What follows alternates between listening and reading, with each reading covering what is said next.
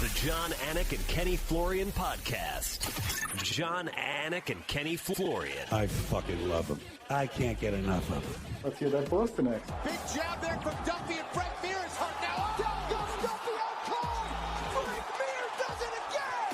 Rock'em sock'em robots here. Oh my goodness. Hyperbole. There are a couple of absolutely self-involved bullshit artists. Here are your hosts, Jon, Anik, and Kenny Florian.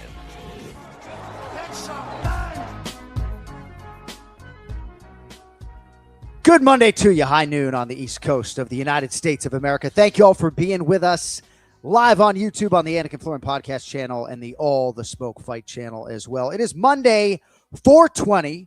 Happy birthday, Corey Sandhagen. April 20th, 2026.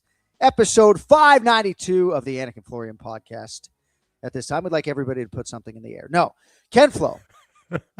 Battlebots and then a red eye. So there will be no Battlebots spoilers today, but if you don't know, Kenny Florian and Chris Thug Rose, the greatest robot commentators of all time. So you just had Battlebots, hit the red eye, and crack a mic here on the Anik and Florian podcast. I got a little peek into your world, my friend.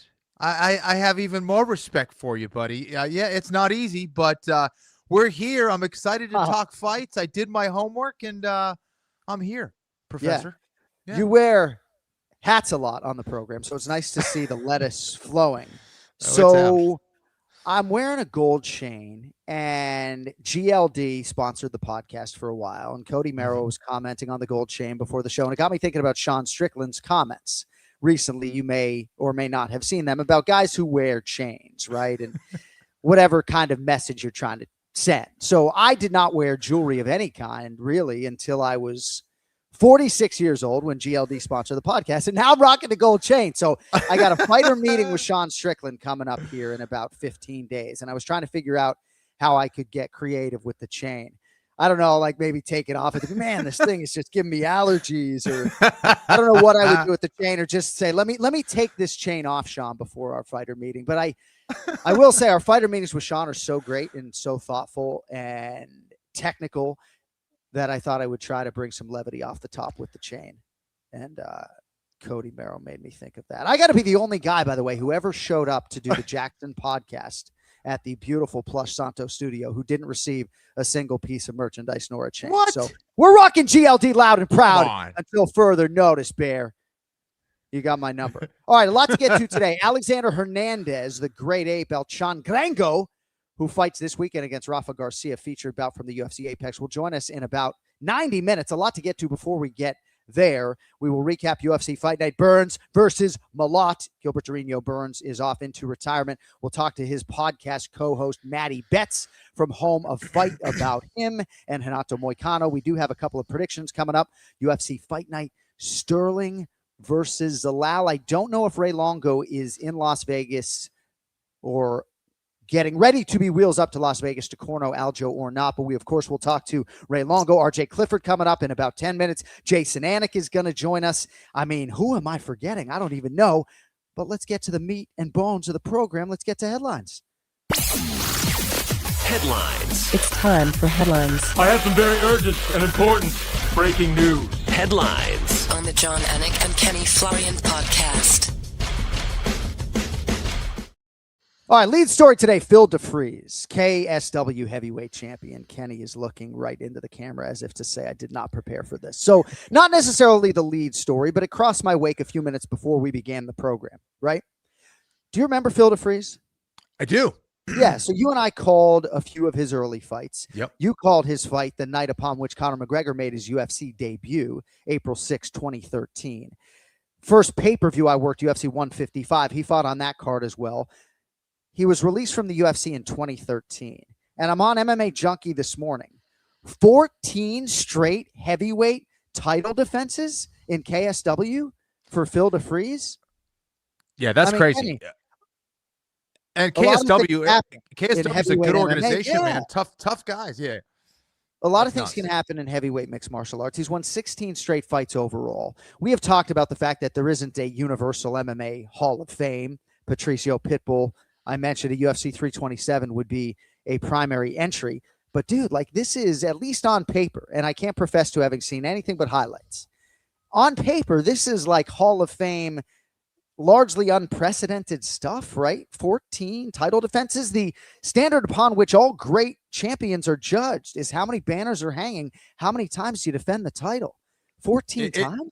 It's very impressive, especially considering the fact that so much can go wrong in a heavyweight title fight, right? I mean, you're talking about heavyweights swinging leather.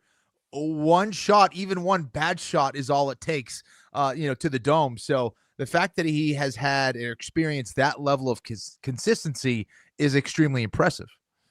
All right, congratulations to Phil DeFries. We will now turn our attention to UFC Fight Night Burns versus Malott, and indeed the final fight for Gilbert Burns. A lot of headlines on the winner's side as well. Mike Malott. You like him a lot. The Canadian comes through yet again, TKO at the 2:08 mark of round 3. I didn't stick around to see him acknowledge the Canadian fans. Did he get on a mic and say, this has been my dream since I was 12 to be here with you folks in Winnipeg, Manitoba, Canada. This isn't my American patriotism coming through necessarily, but did you stick around for the post-fight interview, or were you too busy with the robot fights? I did not see that. I did not see the post-fight speech, but I did see the performance, man. Yeah. And he was on point. I mean, landing shot after shot that really was reeling Gilbert Burns. And, what was a little bit of a concern was the delayed effect that some of those shots had. There was like a little bit of a pause after he got hit, and then he would drop. And to me, that's not a good sign. And, we'll talk about Gilbert's thoughts on that and his career, but Malott was on point, man. He was looking really sharp. He was taking advantage of all the things that he should have been taking advantage of during that fight, his height, his length, keeping him at the end of those punches, keeping Burns at the end of those punches. And not a whole lot to talk about just because it was so dominant and it didn't last too long. Yeah, I mean, boxing looked crisp. He is never sort of fazed by the magnitude of the moment.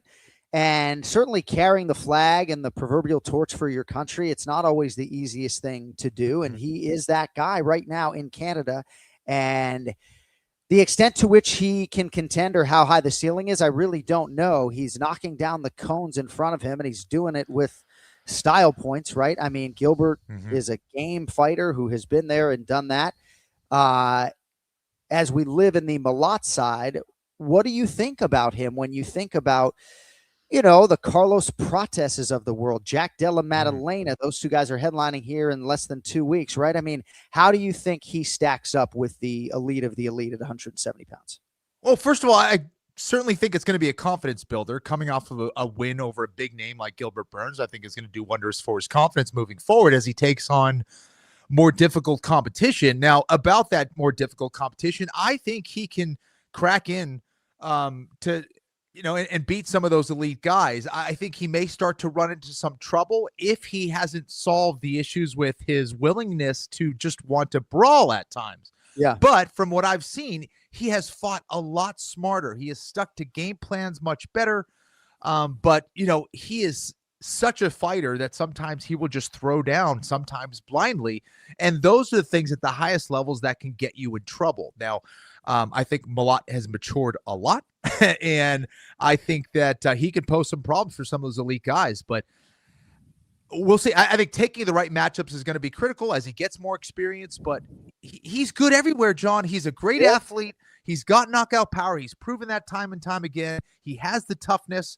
For me, it just comes down to execution of game plan and managing those injuries properly. He doesn't seem to be in any rush to sort of expedite a title run. Cody Merrow, our producer in the chat, saying privately here, huge miss to not call someone out in the post-fight. So there wasn't a call out after the fact. And some of these guys are certainly matched up. We mentioned Prates and Jack Maddalena and Sean Brady and Joaquin Buckley. But I do believe that it behooves you as a fighter to try to spin it forward with every moment you have. And there are a few bigger moments than in the octagon after a big win like that. Definitely. Know that there's necessarily an obvious call out there. Kamaru Usman is a fruitless call out because he's not going to fight you. Ian Machado Gary, I think, probably is going to get Islam Makhachev, right? Bilal Muhammad matched up with Gabriel Bonfim. You got Michael Venom Page, who I think you just don't call out, right? Yeah, no one wants to fight him. Yeah. The Serbian Udo Šmetić with some big things potentially in the works for him coming up. We'll see how it all plays out. But I'm intrigued by Mike Malott. Had me thinking about Joe Pyfer, right, in terms of his relative ceiling at 85 and Malott's at 70. Well-rounded guys. They know how to grapple. They're willing grapplers, but maybe they strike more in MMA. I'm intrigued, but I hope it's a big name and a big fight for Malott. Yeah, definitely. Where is Malott ranked right now? Cody, what do you got? It's a great question. I don't think he came into this fight. No, he was ranked. Maybe like 13 or something. Yeah, something like that. So, but Gilbert Burns had the red corner, had the higher ranking, and now Gilbert Burns goes off into retirement. Accomplished a great deal for the Brazilian jiu-jitsu community as a crossover into mixed martial arts, and perhaps that's a big chunk of his legacy. I do believe his fight against Khamzat Chimaev at UFC 273 in 2022, Paul Felder has said in his broadcasting career, that's the best fight he's ever called. I think the fight between Gilbert Burns and Khamzat Chimaev ends up being the conduit through which Gilbert has his career acknowledged in the Hall of Fame. But what is your biggest takeaway from the career of Gilbert Burns? Yeah, this was a former world champion in Brazilian Jiu-Jitsu who clearly had a whole lot of talent. And I think it's tough to manage when you go into mixed martial arts sometimes when you're coming from another modality like wrestling or jiu-jitsu or what have you, because sometimes you spend so long in that other domain that you don't give yourself enough time to learn the other aspects of mixed martial arts. And, perhaps we can blame a little bit of that, for Gilbert, but either way, I think he had a spectacular career. I think he was always very honest with himself, which I think you have to be when you're a professional athlete, looking at yourself very honestly, figuring out where you need to improve, how you need to train.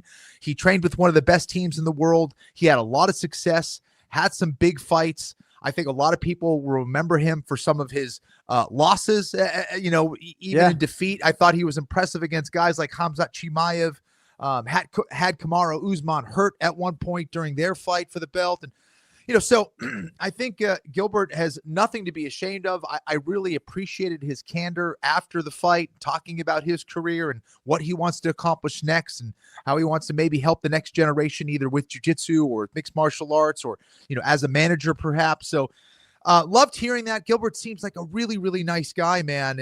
And again, very few people will accomplish what he has in the UFC.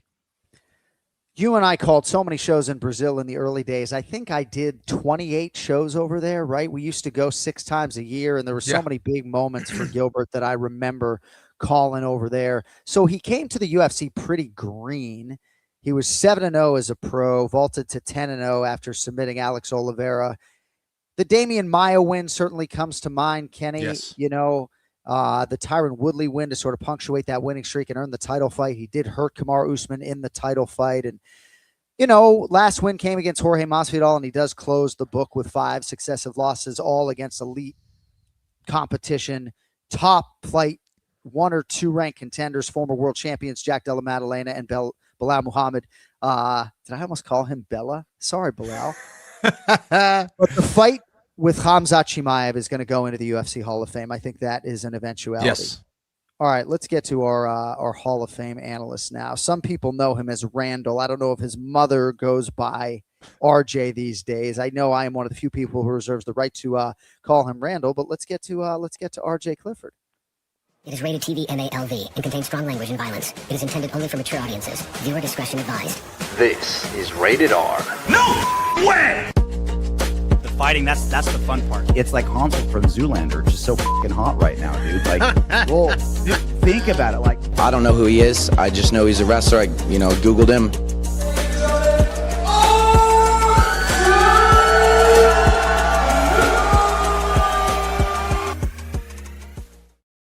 Oh, I got chills. I didn't know we were debuting the intro today. I know we have a lot of high-profile female voiceover artists in the works, but I like to lead with your fighting career, and that made it in there. RJ Clifford is live with us, rated RJ. My man, good Monday morning to you. How we feeling? Fantastic, John. There's no one on earth more proud of a 4-3 mixed martial arts career than Jon Anik, and I appreciate that. The leader of my fan club. Hey, if I'm a UFC consultant in a few years, I'm going to recommend that they give RJ Clifford a play-by-play opportunity. But you can be an analyst too. That's the thing. That's why we hired you. At least for now. It's great to have you with us, brother. So were you in Winnipeg, Manitoba, or no? I was, yes. I was American Ninja Warriors over crack pipes and sub-zero temperatures, but very friendly people in Winnipeg. And they were very, very happy to have the UFC in town. And they showed out, man. Canadian fans always do. So when's your next week off, incidentally? Are you going to the Apex this weekend or no? I'm actually this one. Yeah, I didn't know I had this one off. It snuck up on me. So yeah, the wife's out of town. She's got work, so it's just me and the 6-year-olds. Daddy-daughter dates. Amazing. All weekend long. I get to watch a fight on my couch with a beer in hand, the way God wanted it to be. So it's going to be great. Yeah, no, it really is, right? I do think about the next time I get to sit down and watch a numbered event, you know. I don't know when that will be. Hopefully not going to happen. Not like a health-related issue, right? But to think about, hopefully never. But man, well, thank you. But it is like I would get so excited for those big fights when I was watching just as spectator, even watching on the desk and sort of unleash my inner lunatic. And but anyway, it's great to have you with us. So, you know, when Joe Pyfer beats Israel Adesanya or Mike Malott wins a fight, sometimes I find myself immediately thinking about, well, how good can they actually be, right? Michael Morales goes out and beats Sean Brady, and now everybody feels pretty convicted in the fact that he can be a world champion. So what do you see from Mike Malott other than that beautiful red and white flag behind him? Well, I'm like you. I like Malott a lot as well. I mean, the way, and he's constantly getting better too, which is the other good part. Like even just his last fight against Kevin Holland, he got taken down because he threw a naked leg kick and got punched. He's been hiding his kicks better now. And just one fight later, the way he shifts into range is awesome. Like he's very like Dustin Poirier-y. And of course, very well rounded, right? He's getting harder to take down. He seems to be getting smarter. It was his first, 5-round main event. Obviously only went, 3+ or, 2.5. But I think the biggest thing is how much he's improving too, right? Like he's certainly not a finished product and he keeps getting better. I'm really curious, Kenny. It's pretty dangerous shifting. That's why you don't see it a lot in boxing. Right. He's been able to pull it off against, a fantastic Gilbert Burns, who's 3 months away from being 40. Do you think it's going to get him in trouble moving forward, or should he stick with it?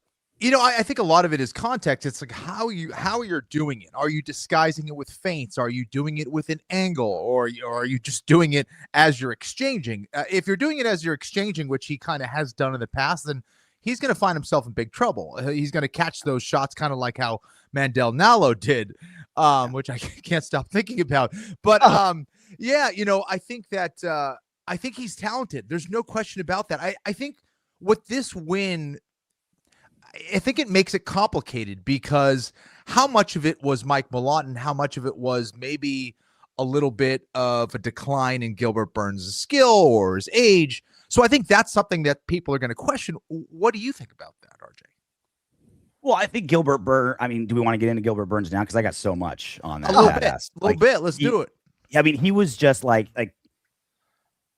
obviously all fighters give a lot to MMA, but Gilbert Burns gave a ton. I saw some kind of like Mike Malott hate afterwards. And then it took me a minute to realize it's more like Gilbert Burns love than Mike Malott hate. And it's been so fun watching Burns evolve over the 12 years he was in the UFC. We're all excited, right? A world jiu-jitsu champion coming to the UFC, but one that could also wrestle like a Damian Maia, Jacare Souza. But unlike them, he could crack. It's not power. Very often when I'm upset that there's a first-round knockout, but when he fought Damian Maia, we're like, oh, we're going to get just the best ground war ever. And then just boop, 1 minute in and it's over. You're like, come on. We got robbed of some awesome jiu-jitsu, but we got that awesome knockout. And he had his time. He had his title shot. He had that great win streak. He gave Chimaev all he could handle. But I think what I really went to bed thinking about was how he exited the sport in the right way, right? Bilal Muhammad beat him. You got a title shot. JDM beat him. You got a title shot. Mike Malott needed a name in a main event in Canada, and he answered the call, right? And so the young eat the old in combat sports, and he's going to be 40 in exactly 3 months. 5-fight losing streak, obviously. I'm the last guy in the world to say, hey, I want this fighter to retire. But in the fighter meetings, he was talking about how bummed he wasn't going on a family vacation to Spain because of a training camp. And if that's where your mind's going, I think that's the right time. I remember there was a video, Kenny and RJ, on UFC Embedded, and Gilbert had all these handwritten notes, and I posted it on Instagram at some point in time. Just meticulous, copious, handwritten stuff about how to figure this part of mixed martial arts out. And just so much respect, RJ and Kenny, for the contribution to the game. And he loved that knockout life, that's for sure. Mm-hmm. Yeah, he was and just like one of the nice guys of the sport too, right? I always like wonder, do like really, really nice guy fighters, do they hate that that's their reputation? Like you're a cage fighter, right? And I was like, oh, Damian Maia, he's so nice. Gilbert Burns, he's so nice. It's like, I also could strangle a motherfucker pretty good too. You know, like you want to mention that part as well? RJ, do you think he was ever the same after the Khamzat Chimaev fight? Great question. Because those are the kind of fights. It's like, that was an amazing fight, but some people don't come out the same after that. And he did great, but when you're getting hit by a guy like Chimaev, these things might happen. Because to me, it almost seems like he was kind of not the same. Do you think that's accurate? I think you might be onto something. I mean, he still wanted to fight the same too, which was a little different, right? Like you see, you know, like when Randy Couture was able to fight into his 40s, it was like, well, I'm just gonna, clinch real heavy. I'm gonna lean on my Greco. The speed isn't there, so I got to slow everything down. Well, Gilbert Burns is just like, I'm just gonna keep fighting the way I know how, and it's gonna be awesome. And the fights have been great. And we're talking about how much Mike Malott's evolving. I think Gilbert Burns got to a really, really good place. Not that he didn't keep evolving, but he found his stroke and stuck with it. And maybe his mind kept going, but the body didn't really keep up. Yeah. RJ Clifford with us live on the Anik and Florian podcast. Thanks to everybody for subscribing to the channel. And Gilbert Burns made a lot of money. The show money got pretty good. There were bonuses along the way. You just hope for a guy like that, with respect to like bare knuckle boxing, that he doesn't need the payday that would come with that. And I don't think he does. Real American Freestyle Wrestling is doing a lot of things for a lot of athletes. I'd love to see him compete there. I would imagine he wouldn't mind doing some sort of grappling competition in the future. So a lot of different ways for Gilbert Torino Burns to make money. Could probably commentate in a couple different languages, but classy individual to be sure. And dude, nice guys do finish last, right? Like when I used to be nice, actually, I mean, in high school, they called me, well, in high school, they called, it's a good thing you turned it around, John. It was really holding you back all this time. Yeah. Well, in high school, I used to like shave my head and wear a black bandana, and I thought I was a lot of things I wasn't. And they would call me bad and Jason good. Like the upperclassmen would be like, "Oh, what's up, bad?" So, but I like to give nice guys a hard time. That's why I'm banging on the Canadian Mike Malott, right? Daniel Rodriguez is number 14 in the world. Colby Covington is number 15. I was not aware that Mike Malott came into this fight unranked. But RJ, is there some onus on the fighter to not just say, right, like, sorry, ladies, I'm not the golfing type, right? As Adam Sandler said it. Sorry, guys, I'm not the calling out type. Well, be careful, because opportunity missed, I think, according to some.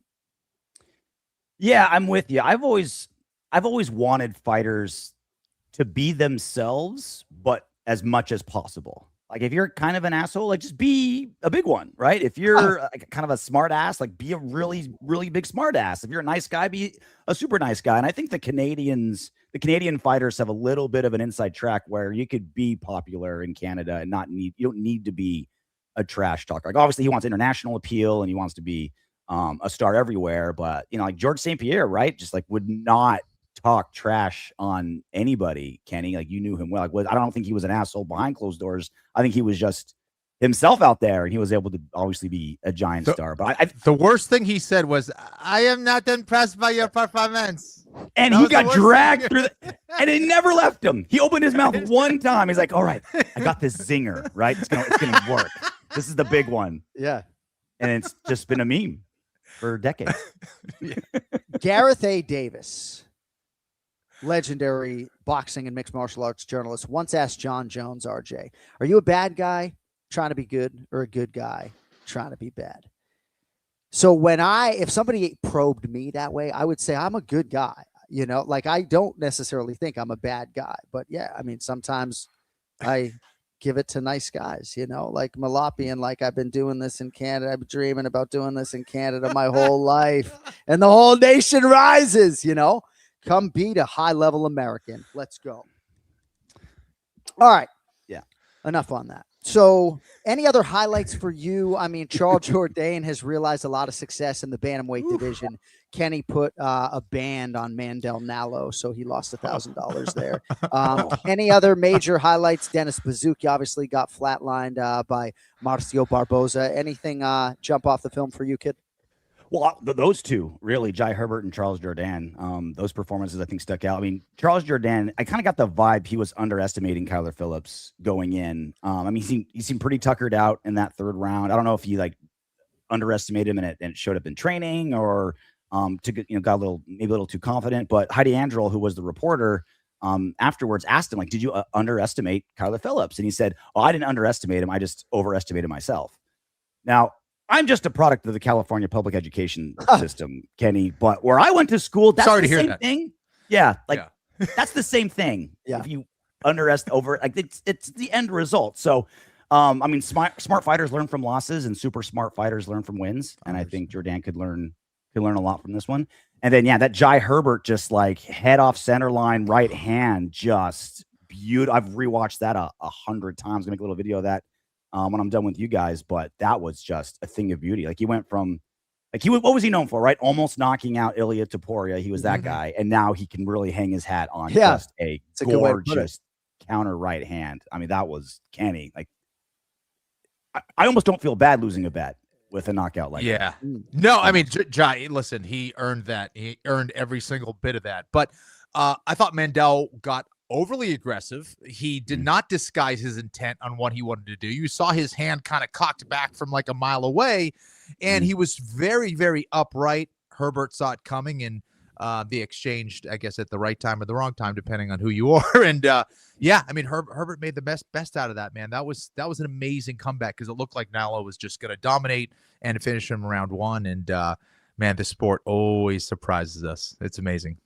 At RJ Clifford MMA, if you want to see his telestration later today on film on social media, you're going to break down Jai Herbert and Mandel Nallo. Before I let you go, and we are going to let you say hi to Ray Longo today, of course, but Aljamain Sterling fights Yusef Zalal this weekend, and Movsar Evloev is ubiquitously regarded as the #1 contender. Aaron Pico making a little bit of a move.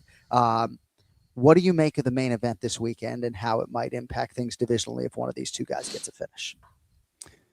I think Yusef Zalal's got a lot of momentum, and I think he's, a big personality and a lot of fun. I think he's something that the UFC can get behind. Aljamain Sterling, obviously former champion and a chance to be, a 2-division champion and reach that high status. I think it's murky, not murky up top. It's Evloev for sure, but then it gets kind of murky after that.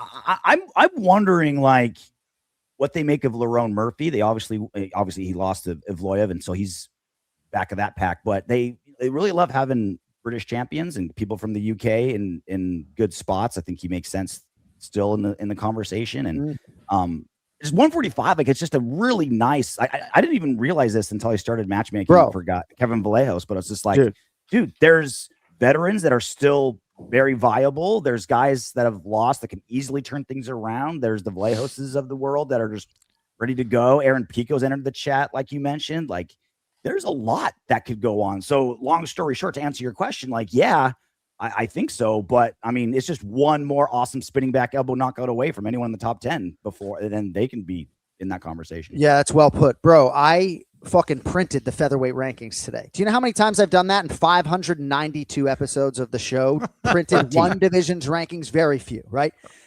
Movsar Evloev is 1, Diego Lopez 2, Lerone Murphy 3, Yair Rodriguez 4, Aljo in the main event this weekend is 5, Jean Lord Silva 6, Yusef Zalal 7, Arnold Allen 8, Steve Garcia fighting on the White House card is number 9, Kevin Bashekos to round out the top 10. And that doesn't even get to the Picos and Melchizael Costas of the world, loaded it at 145. I mean, 155 has such a place in my heart that 145 will never supersede it, but that looks outstanding. And so do you. Let's see if we can effort Ray Longo right now, having some technical difficulties as we go 4 wide here, bottom of the hour. All right. Ray Longo. Right. Yeah, here we go.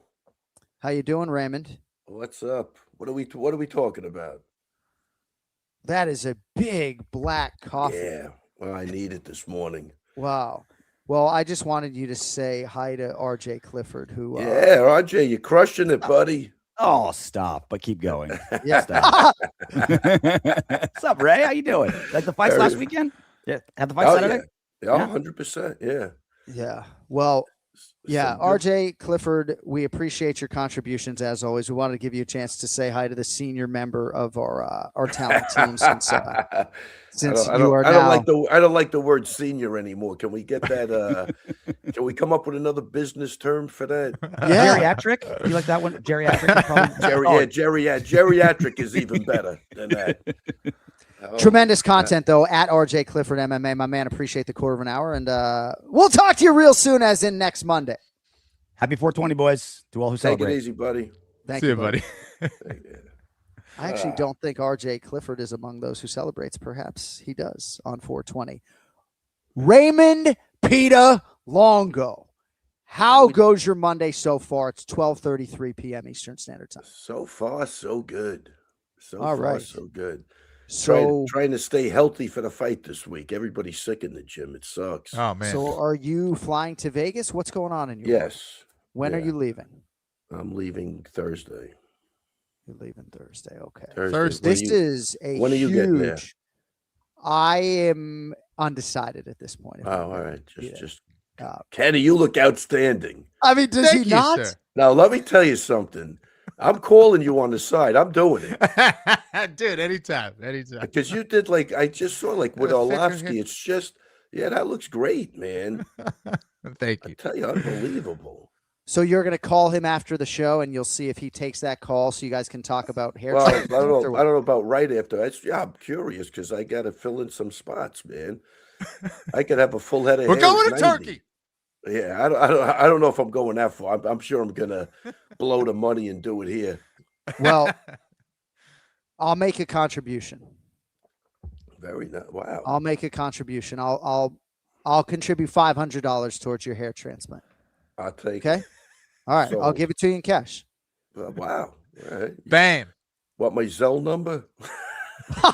Well, yeah, I know the dollar's been a little This- slow rolling here in 2026, but That's all new stuff to me. But a lot of Zelling and PayPal going on. It's a new Yeah. world out there. Venmos. Venmo. Zells. Yeah. I just want you to be a man of action, an Wow. attack dog instead of a lap dog, right? So I'm making a contribution to try to expedite the process so that you will get Yeah. so that you'll actually get a hair transplant, Mr. Talbot, get your dog off the phone.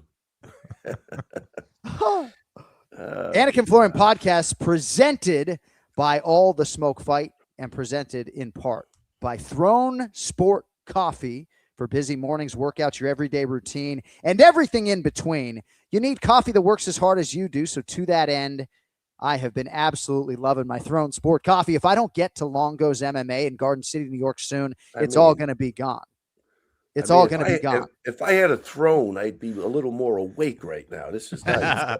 I feel like this is an uneven playing ground at this point. It is. Well, It because really this is is. functional, better for you coffee made for active on-the-go lifestyles like yours. Every can, 150 millis of natural caffeine, natural sweeteners, 100% of your daily B vitamins. The lattes also pack 10 grams of protein, cold brews, low sugar, and dairy-free. Lot of dairy-free options out there for you folks. Throne Sport Coffee is NSF certified for sport. Big credibility for athletes, of course, UFC fighters there. Anyone mindful about ingredients like you Ken Flow types out there.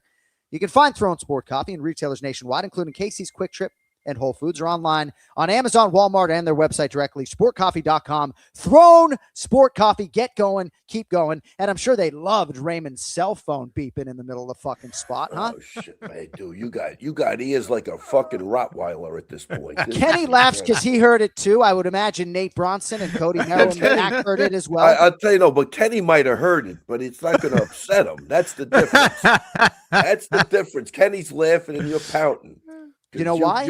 Because you're jacked up on the Throne Sport Court. That's why. Well, I'm a producer too, right? Like Kenny doesn't necessarily get producer credits for the show. So, I mean, if Cody tell you somebody, you turn your fucking cell. It's episode 592. Hold on a sec. I'm going to do that. And we run a tight ship here, Ray. Yes, It's Cody. episode 592. Phone is off for good. Okay, so maybe for episode 593 next week. I'll start it like that. Yeah. Yeah, and well, remember, I'm again, the senior member, so you might have to remind me again. Yeah, 'cause I and can't that's remember true. anything. and I'm a man of my word too. Yeah. I'm gonna come to your gym when you get a studio, and I'm gonna give you $500 as soon as you are ready for a transplant. Okay, but let's talk about mixed martial arts. I'm glad this is so funny to you. Why this isn't funny to you? No, I just get sensitive when you use a verb like pout to describe my behavior because He doesn't forget anything, man. Well, no, I mean, it's like, hey, I used that 10 minutes ago. Maybe the CEO of Throne Sport Coffee, my good friend Fideli, will text me later, be like, hey, dude, can you have Ray turn his phone off in the middle of our spot, right? Yeah, okay. Fideli, give me a call. We are sending a lot of coffee your way, actually. Yeah. Anyway, Fideli, if it matters to you, I got so far 2 things: Jack and shit. I got that's what I got. Oh my god! Ray's the best. That natural black coffee from Throne Nah, Sport. he's still going, Kenny. The natural black coffee. He's still rubbing it in. Your featherweight main event this weekend, number 7 ranked contender Yusef Zalal, the -166 betting favorite. The comeback on the former bantamweight champion Aljamain Sterling is +140. You will be there. What can you tell us about this fight and your expectations for it? I think, listen, Aljo, he sent me his sparring. He sounds great. I think he's in a great spot. And the kid is super talented, great fight IQ. He's winning that fight. Wow. Yeah. Are you surprised that he's the underdog? Yeah, is he being written off here? I'm really surprised he's the underdog. You know, Zal's good. I always, when I see him, he's got great energy. Really nice guy. He's a great guy. Aljo's got experience. You know, he's not really, you know, his body's still intact. He's not really injured like some of the other guys were at this stage of the game. He's good to go, man. And like again, super smart. And I just think he's kind of better everywhere. You know, I think Zalal's explosive, and sometimes he's got to be careful with like some of the knees up the middle and some of the crazy stuff. But, you know, skill for skill, I think Aljo matches up really, really well. We'll see how it plays out. Do you think it's accurate to say that Zalal's grappling is underrated and Aljo's striking is underrated? Ooh. That might be fair. I think that's fair. That's a fair thing to say. Because I'm curious but Kenny, Aljo's grappling, his wrestling and jiu-jitsu is really good. Right. I would one of the best in the division. Yeah, I would think the advantage everybody would have to say is to him. He's freaking good. And he's still active. You saw even with Henderson, he still can wrestle. You know, I'm not saying that was like a super big thing, but he's still good, man. Yeah, without a doubt. Yeah, he's still in there. Yeah. And striking wise, he's just as weird as Zalal. I mean, they're both quirky, you know what I mean, with their striking. But Aljo's been concentrating more on that. It'll be interesting to see how he plays out in his head with it. But he's been focusing more on his striking, you said. Is that I think he's been doing a lot of striking, Okay. Ray Longo Minute every week here on the Anik and Florian podcast. When Kenny asks a good question, Ray, you light up like a fucking Christmas tree, you know? Yeah. And when I ask a good question, I take his shit. Yeah, I get it. Yeah, and you just direct the conversation to your man Ken Flo. But I love the closeness. No, I'll direct it to you next time. No, I'm just messing with you. So I don't want to necessarily live too much in this UFC fight night, but I did want to get your thoughts, if I could, on Mike Malott with a really big win, and obviously the UFC and MMA career of Gilbert Burns coming to an end. Oof. Yeah, I mean, listen, Malott, beautiful performance. I like really good shot selection. You know, he wasn't loading up on his punches. He was getting them there. And then when he got him in trouble, killer instinct came out, and he just barraged him and finished the fight like he should do. But yeah, he didn't overdo it at the beginning. You could see he was placing that uppercut really, really well, timing that well, and probably hitting at like 50-60%. But then when it came time to go, he did. And I think it's a great win for him. And, you know, Gilbert's a great guy. I think he's loved by everybody. had a great career. And if anybody beats Khamzat, they owe it to Gilbert for the first guy to make him look human. You know what I mean? Yeah. So I think he's fought the best of the best, and they all knew they were in a fight when they were fighting him. So hats off to Gilbert, hats off to Henry, doing a great job with him, and he had a great career. Yeah, Henry Hoof, certainly a name that deserves to be echoed today, and tremendous career from Durinho. We will have him on the show. Just want to give him some time to sort of decompress a little bit. So everything I hear with Mike Malott today from all these analysts, right, range shifting and shot selection and plus athlete, killer instinct, he really has a lot of tools. And yeah, sometimes the way things fall, if you sort of just let things marinate for a little bit, then the right fight can materialize, even without a call out, right? Or you can be on the other end of things. We'll get to Norma Dumont later, right? You don't lose a fight for 4 years and Amanda Nunes comes back and there's really nothing you can do about it, But Ray, do you think Mike Malott can be a UFC welterweight champion? Oh, I think that, I don't know about that. He's definitely got the tools, but yeah, we'll have to see on that one. I think that's a little bit of a stretch, but yeah, he's definitely can compete for the title for sure. Can he win the title? That's I don't know what he does with in Islam. I don't know if his wrestling holds up and some of the other stuff, but we'll see. He's in a good spot either way. He's having a great career. She should be happy as hell. Yeah, I guess I'm just curious what their internal intentions are, right? I mean, are all these guys, like, if Michael Morales doesn't have his number called and Ian Machado Gary does Morales wait, right? It seems like Usman is sort of laying back in the cut and waiting. Yeah. The former champs Muhammad and Della Maddalena both fighting and trying to defend their spots actively.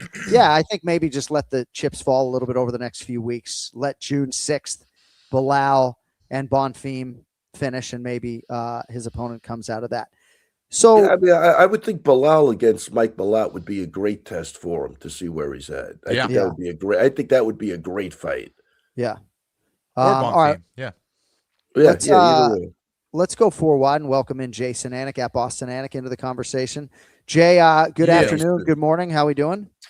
I'm good. I know I come in a little hot sometimes, but I just want to say in terms of Mike Malott, and it's interesting that you inject the name Bilal Muhammad into the conversation, because in that UFC basketball game back in the day, the one where Jamal Hill tore his Achilles, I met Mike Malott that day, and he had just entered the UFC. And I was sort of messing with him. I was like, go feel my boy Bilal. If you think you want to compete in welterweight, go feel the strength on my guy Bilal.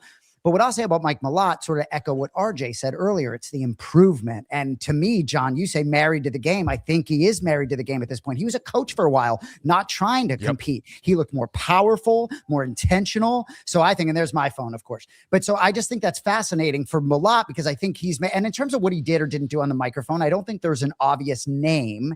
Right. And so ultimately that kind of is what it is in terms of the call out. But in terms of the mixed martial arts athlete, he was not ranked, John, prior to this fight.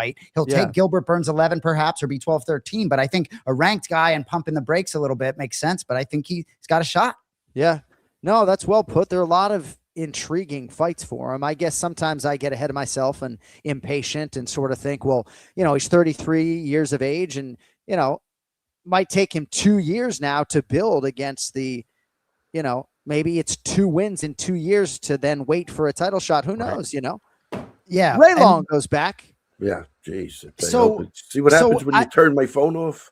So I didn't wear a hat because all you guys were talking about hair. I was like, all right, never going to talk about hair. He wants to go to Turkey. I mean, it's all natural, baby. John could have the same thing. So y'all look great. I could, I'm watching on my phone earlier. I think Kenny's wearing a sports jacket. I'm like, what are you, fresh out of the broadcast booth? I'm like, what's the guy wearing? I love it now that I see it. It's a dope shirt. But I'm thinking he's flying on a red eye wearing his Battlebots suit. Holy crap, Jason, did you have thrown coffee this morning too? Well, that's the thing. Everyone thinks it's like what is going on? It's like, I love my twin brother, and this is a unique, and I love Flo and you, and I get an opportunity to start. It's like I can't bite my tongue enough. And I watched the show for an hour. You can believe I got all sorts of things to say. Yeah. It's not propane. Holy crap. I think I'm getting And as much as I'd love to on 420, I didn't smoke nothing. Yeah.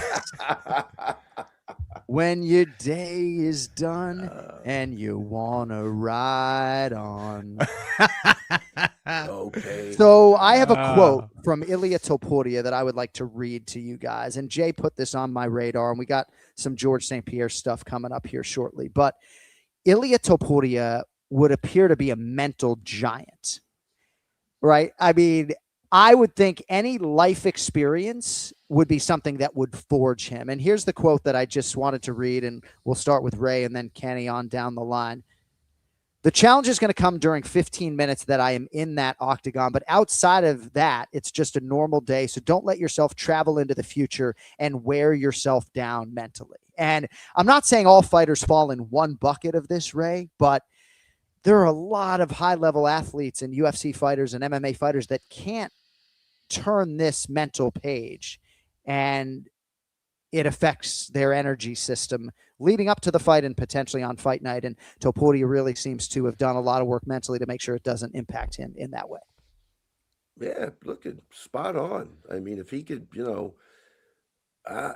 more I've been in this game, and it's almost like what was Bruce's saying when he first got in to martial arts? A punch was just a punch. Then it wasn't a punch.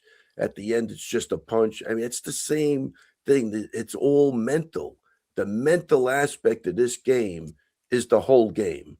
You know what I mean? Mental toughness is huge. You guys just don't have the discipline of other guys. And, whether that's how you're brought up, look at Merab, humble beginnings. He's in the service over there, Russia's bombing him. He's got to live with that. He's got to live with all sorts of shitty things. And I think it just hardens you, and it makes you just a mentally tougher person. You can't, compare that to a guy that was born with a silver spoon in his mouth. I mean, it's not that it's not doable, but I think the guys that come from humble beginnings just have a different way of looking at it. And that's what I love about talking to people from all over the world, is that, even like a Zarukian, they have a different way of, or Khabib. They would just, there's like a brutal, honesty about things that's just refreshing to hear. I don't know if that makes sense or not, but I think, again, mentally, if you can compartmentalize everything and just stay the course, you got 70% of the game beat already, man. Yeah, I think the best way to deal with tough things is by doing tough things. Yeah. And I also think it's especially difficult when you're talking about these high-profile fights. It's one thing to go in there and fight on a prelim. It's quite a different thing to go out there and fight in championship fight after championship fight. Yeah.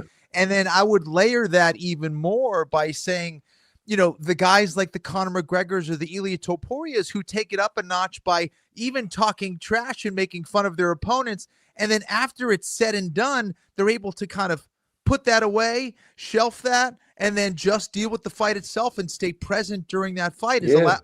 As opposed to thinking about that all the time. And that is mentally draining, spiritually draining, physically draining for a lot of guys, especially, then you got to talk to media, and media are asking the same damn question over and over and over again.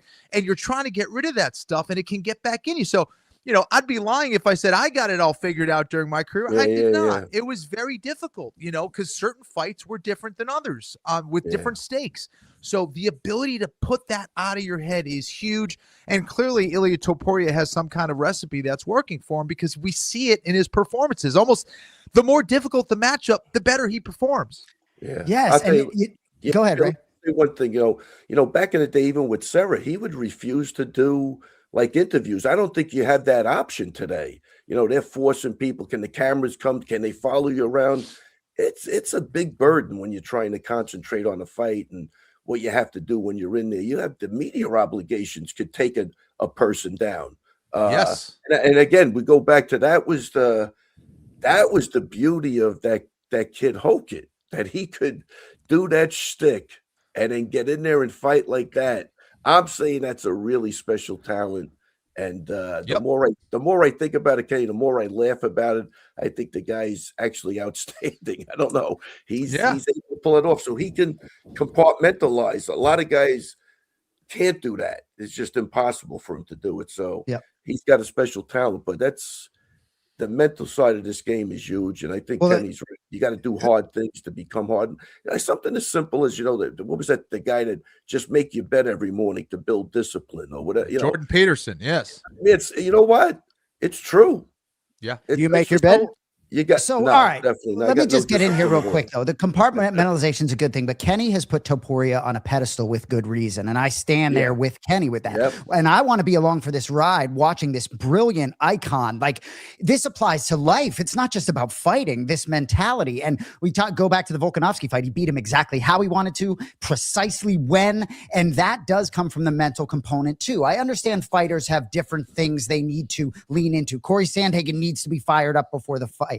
I was privileged to be with Renato Moicano in his kitchen about a month before Benoit Saint-Denis fight, and he couldn't stop thinking about Saint-Denis, perseverating over him all day. Didn't hurt him in his performance. So everyone's different, but Ilia Topuria continues to blow my mind, and ultimately, gosh, he's going to be prepared for whatever is coming his way at the White House against Gaethje. And finally, I'll say, Tom Brady said, I was good at 25. I was great at 35. And at 45, I was a master of the sport. And that's because of the mental. And so if Ilia has become a master of the mental, given the physical stuff, good luck. Watch out. Yeah, 100%. And that's why I tell you, that's why I do like the wrestlers, because like to become like a national champ, you're going through adversity. There's no way you got there just by feeling good every day. You're going to have bad ankles, bad knees. You have to grind through it, and that's part of the process. And, it's a good way for these guys to really develop mentally if you could get to that level. Like boxing's a little different because you take too many shots. So you got to really be careful with, how you progress with that. But sometimes these other guys from just other countries, they just have a different way of looking at it. And I love it. I think it's refreshing, and you could see the difference when you talk to them right away. I was 31, 32 years old when I called my first UFC fight with Kenny Florian in Nashville, Tennessee, January 20th, 2012, right? And certainly there have been times over the years where I battled nerves. There are certain broadcasting environments or situations or asks on a given night, whether it's memorization or a given stand-up, whatever it is that can maybe occupy some space mentally. But certainly when I am in that booth at 47, I am exponentially more comfortable. Like, I was more nervous. Yesterday, I went to game 1 of the Celtics-Sixers series as Celtics head coach Joe Mazzulla's guest, sitting like right next to the bench. I was more nervous for that than probably anything in my broadcasting career. So, yeah, maybe I got to work on that. All right. I don't feel bad for you, John. Thanks to the head coach. This head coach is just an incredible human being, and he's just obsessive about craft and preparation. And even last night after the Celtics win, he's texting me. He's like, random question asking me about my prep and how many hours it takes me to prep for a numbered event and what the process is like. And he likes jiu-jitsu more than basketball.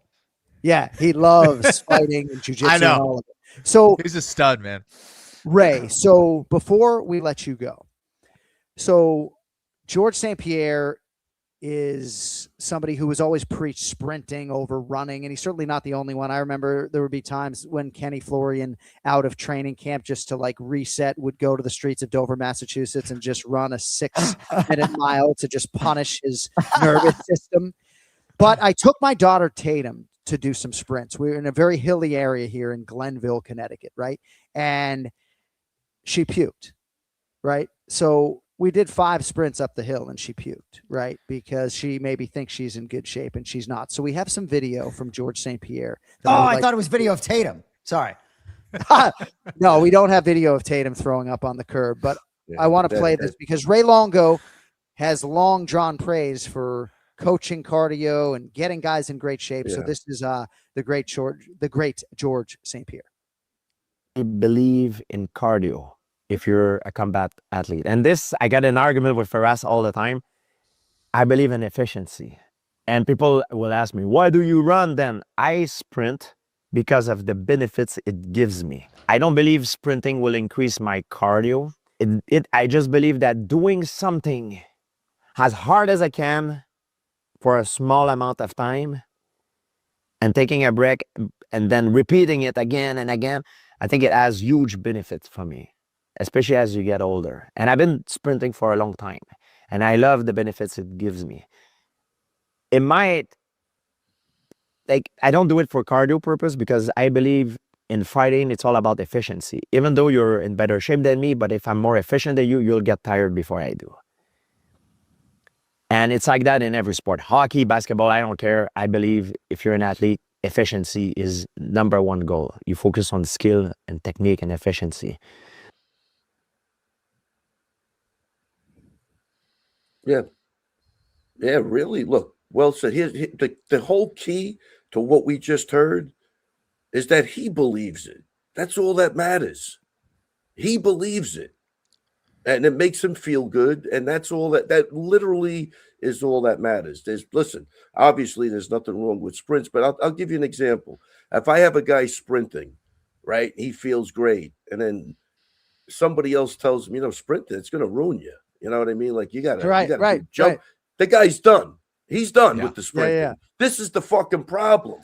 But George believes it. He says he even argues with Ferrari. It puts him in a good spot. Right. That's all that fucking matters. Just fucking move. Because honestly, you got to look at Merab. Merab, besides doing everything, he gets his endurance from doing what he does. He wrestles every day. He fights every day. He's got cardio for days because where it's fighting to other guys, it's just a normal day for him. And that's another thing. I mean, I bet you there's been 10 guys that Merab's fought that had a better VO2 max than him. I bet you. And scientific, why wouldn't you? No, you're not threatened. You know what I mean? But mentally, they didn't have a better VO2 max. Yeah, well, right. That's right. Kenny, but that's the point of the story. Right. Pete, these motherfuckers leave all of that shit out.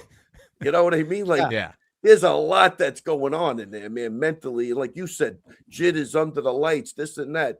Now, if you really want to do those tests, do it while the guy's fighting. And I think they tried that with Merab. Where's his heartbeat at? Where's his whatever? But you know what I'm saying? Like, that's where you have to do it. You put a guy in the treadmill and he's in an air-conditioned fucking room running. Yeah, good for you. That's good. Yeah. Now get punched in the face 10 times and get back on the treadmill, see how you do. Because that's what they're missing. Yeah, right. I'll say the sport is more anaerobic than it is aerobic, okay? Now, that's not to say I would go out and run 10 miles, a couple times a camp because, I just wanted to do it for me as kind of like a mental test. I know where I was at. And again, it goes back to that like comfort level with how you're training. But also, I would say that it also caters to George and his skills as well. I think we'd all agree that he was pretty damn explosive over the course of his career. His double leg was unstoppable. Even if you were a high-level D1 wrestler, he was going to take you down. It was just a matter of time. He was so quick with his jab. So those are things that brought out a lot of the natural instincts and strengths of Georges St-Pierre as a fighter. So of course it's like, hey, I'm fast. I like doing fast things. No shit. So that certainly catered to his style and to him as an athlete. But I do think there's value across the board for that because a lot of the sport is kind of being able to be explosive and then recover quickly, be explosive again, recover quickly. But then you have the Diaz brothers on the other side of the equation who are doing more long, sustained cardio, right? Where you're kind of staying at a certain heart rate for long periods of time. And I don't think anyone would question their cardio, right? So it's all different. Like Ray said, it's what's going to help you mentally as a fighter and also what caters to you as a fighter. But George is also correct. Efficiency is king in martial arts. And anything you do, your ability to hold on to your energy, preserve your energy, sustain your energy is absolutely critical to the game. And George is a guy that, gymnastics, whatever it was, balance, the physio ball, he did it all. And the guy's a martial artist. He enjoys it. That's the problem. He really, I believe, loves it. You can see his passion even when he's talking about it. And that's, John, I will guarantee you that's more. What Kenny said, like even him running 10, if it makes him feel good, feel good, do good, man. I mean, that's it. It's that simple. Yeah, some guys don't even have to do cardio. I think if you could spar 10 5s in a row, what are you doing cardio for? Yeah. You're doing it. That's your cardio. Yeah. And that's a big thing, man. The big thing is making a guy believe that he's in a good spot. Either you have to do it or he has to do it. but you have to believe you did everything right. And I could tell you back in the day, if I was off on the training or I didn't torture certain people, they'd go, what are you doing? I don't feel good. I have to be tortured. Right. Yeah, it's just, that's the way it is. Today, and I talk to a lot of coaches, nobody wants to put the fucking work in anymore. They just don't. It's we're in a TikTok generation. I don't know what the fuck it is. We kind of all came up the other night saying it has to be social media. That's the common denominator over the last 10 years, that people are more interested in putting a post on than getting their ass to the fucking hills and running. Like, there's nothing stopping you from building your cardio every fucking day. There's nothing stopping you from that except yourself. And I know you're going to go push the sled right now, probably at the gym. So 1,000,000%. we will let you get on with it. I hope you have a great day and a better evening, and safe travels to Las Vegas. We wish you all the best. Aljamain Sterling plus 140 right now. We'll see where it closes, my man. Let's fucking go. Well, Jet's going to close as an even fight, I guarantee. You're fucking crazy. You're out of your fucking mind. Here. Get out of here. Thank you, Ray. You Boston fucking fools. Get me the fuck out of this place. This guy's unbelievable. I mean, this has been like an Aljamain Sterling promotional vehicle since 2015 when he was fighting fucking Johnny Eduardo. So Ray Longo needs to check himself before he wrecks himself. So last year for Mother's Day, Jay, I gave our mom an upgrade from the traditional flowers and card. As you know, I got her an aura frame. So I wouldn't describe myself as a mama's boy, but I do try to call her every day or every other day or every third day.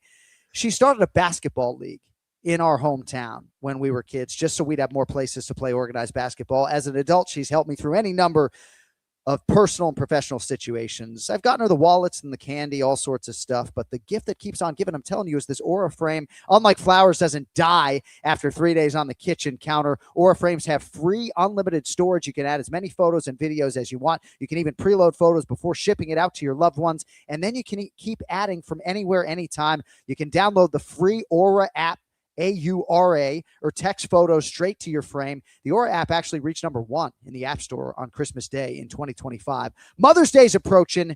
It's time to make Mother's Day special with Aura Frames. Named #1 by Wirecutter. You can save on the gifts moms love by visiting auraframes.com. And for a limited time, listeners can get $25 off their best-selling Carver mat frame with code AFPOD. That's AURAFrames.com. Promo code AFPOD. Support the Anik and Florian podcast by mentioning us at checkout. Terms and conditions apply.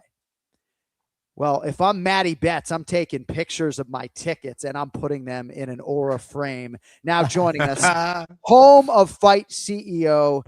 And for my money, and it doesn't cost me anything to follow him on Instagram, this is as good a follow in the gambling space. Are you clapping, Jay?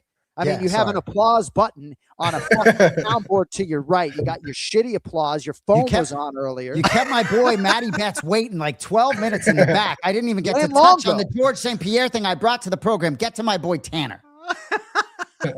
Well, I think Matty Betts would blame Ray Longo for the delayed start. Matty, it's great to see you, brother. So of all the different things that you bring to this MMA space and the gambling space, I would argue the best thing you bring to it is not your looks nor your personality. It's your cycle parlay.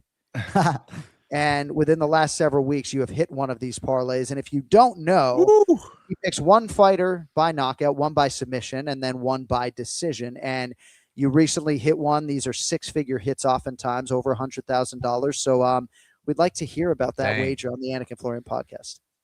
Yeah, unfortunately, we didn't even hit a single leg this past week.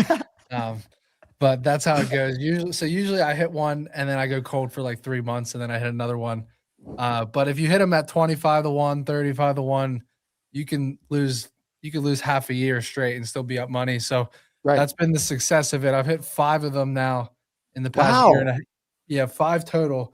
The very first one I ever hit was the Khamzat Chimaev submission, was the last leg in the main event against Robert Whittaker. That was the birth of the cycle parlay. And then the very last one I hit was Money Moicano's sub, was the last leg. So it was, I believe it was $3K to win 107,000. Wow. And on that one, it was your boy Moicano coming through for you. Moicano came through, but you would not believe the first leg. Which fight was it? Women's MMA fight where the fight got stopped. It was the DQ. They restarted the fight and it went the distance. Oh my gosh. Yeah, I which know one what was you're it? talking about. The names are not. Why am coming I to my head. blanking? I should know this. Yeah, but they stopped the fight in the second round, and then she won 29-27 on the scorecards because of the point deduction, whatever it was. So I thought the parlay was done on the first leg. I was like, the easiest leg was like plus 110. I was like, it's over. They restart the fight. The fight ends. Get the decision. Then I hit the KO leg, and then the last leg was Moicano's sub to end it. And no one really believed in Moicano in that fight, so it was kind of a good spot. Right. Everyone was on the Duncan train, but he came through for us. So I felt very good about it after the first round because the jab was working. He was tiring Duncan out, and I was like, eventually he's going to get his back, and so I felt good about it. So it was nice to cash one on Moicano. And last weekend you hit Barbosa on that. What did you hit? Yeah, last that was the one good bet I hit. I had a horrendous week. I took a haircut on Gilbert, of course. I always support. I've took a haircut on Gilbert a few times in a row now, but yeah, I hit the 2-legger. It was under 1.5 in that fight, and then the first leg was the fight before it. I can't remember now. The submission, the Robert Valentin submission at plus 210. So I hit that one, but I had a pretty bad card last week, so I'm hoping to bounce back for this one. So Gilbert, let's just stay there for a minute. I host another show. I talked about him all morning on that. They've touched on him here. I know you've known him for a long time hosting the Show Me the Money podcast with Moicano. We could take it any number of ways with Gilbert, right? Whether it's 5 straight losses, all his boys with him, the brilliant career, the last 5 losses, everybody right up at contention or a champion. But he's one of the most special human beings I've met in this game, and in a game where there are a lot of special people. Talk to us about your boy a little bit. Oh, dude. I was, going into the fight, I was a little bit nervous. I think he fought better than some of his recent fights, right? He made it in the round 3.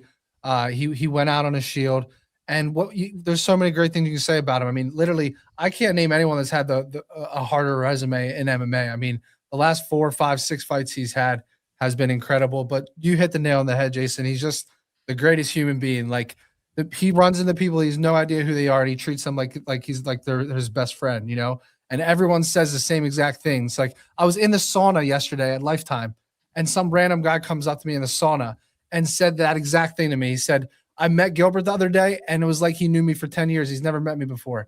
He's like, he just treats every person like that. So I think just what he's done in his career, how he's treated people, how he's inspired people, it's been remarkable to watch, And my favorite fight of all time is the Gilbert Burns versus Hamzat fight. Me too. I was there live, and it's still to this day my favorite fight. Me too. Josh Hogan fight's up there now, though. That was pretty insane last week, a couple weeks ago. So, Kenny, your last UFC fight was against Jose Aldo, October 2011, for the UFC featherweight title. And I know you fought for the belt more than once, right? But like Gilbert, and we talked about this earlier, Matty, but I just want to get Kenny's thoughts on it.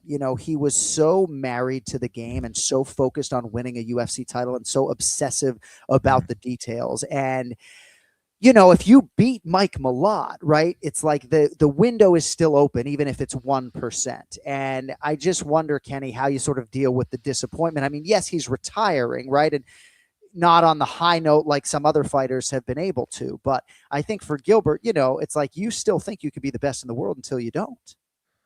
Yeah, I think that he was really a thinking man's fighter, and sometimes that can be kryptonite in mixed martial arts because you can overthink things. And he talked a little bit about how he would always expect to do a certain thing during a fight, and his performance wouldn't really indicate what he thought he would be able to do. And I think that's a good indication that maybe it's time to get out of the game because this game is absolutely brutal.